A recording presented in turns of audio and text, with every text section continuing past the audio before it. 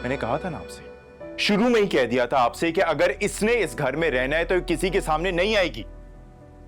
इसको जरूरत क्या थी आलियान के सामने आने की? और आके इतनी बदतमीजी की है, इतना मिसबिहेव करके गई है। क्या बदतमीजी की है मैंने? गलत क्या कहा है मैंने?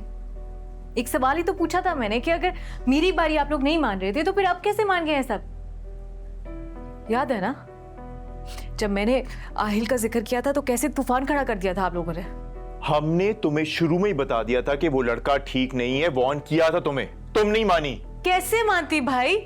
आप लोगों ने एक दफा उसे घर पे बुलाया और बात करके उसके बाद इनकार कर दिया। मुझे लगा आप लोग जानबूझकर कर रहे हैं, रिश्ता करना ही नहीं चाहते। अगर एक दफा, सिर्फ एक दफा आप लोगों ने मेरे कहने पर छानबीन कर ली होती ना तो आप लोगों को पता चल जाता कि वो शादीशुदा है, बच्चा है उसका। मैं इतना बड़ा गलत कदम उठाती ना, पीछे हट जाती। ठीक तो कह रही है ये, रिश्ता लेके आया था ना वो, कम से कम थोड़ी बहुत छानबीन करनी चाहिए थी हमें, कुछ तो मालूमात करते हैं हम। अम्मी जी सीरियसली अब इसकी साइड लेंगी आप? साइड नहीं ले रही हूँ, हकीकत बता रही हूँ। देखिए भाई, मैं मानती हूँ मुझसे गलती हुई ये, लेकिन ये गलती मेरी अकेले की नहीं है।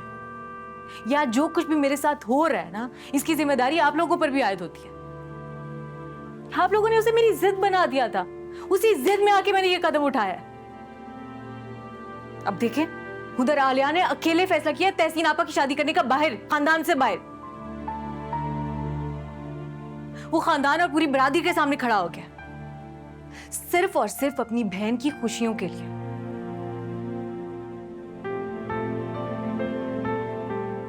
काश आप लोग भी ये कर लेते, लेकिन आप लोगों को उस वक्त अपनी बेटी की खुशियां नजर ही नहीं आ रही थी,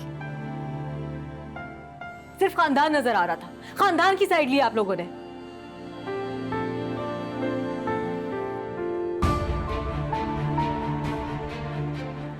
बस उन रस्मों रिवाज के लिए, बेटी का तो सोचा ही नहीं ना।